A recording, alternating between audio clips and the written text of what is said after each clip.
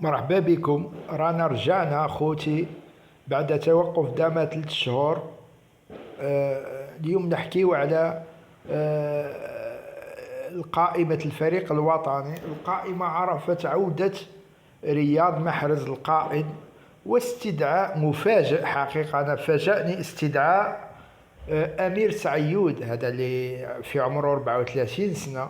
والله تشكيلة حاجة غريبة والله. الناس تحوس على لي جوار جداد كيما تاع موناكو، هذا كيما تاع ريان، هذاك ريان شرقي، كيما ميناس هذاك تاع موناكو، هذاك سميتو.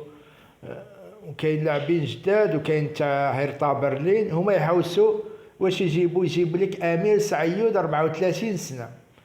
يعني حقيقه انا تشكيله عرفت عوده الكارديا هذاك وكجده. وشكرا.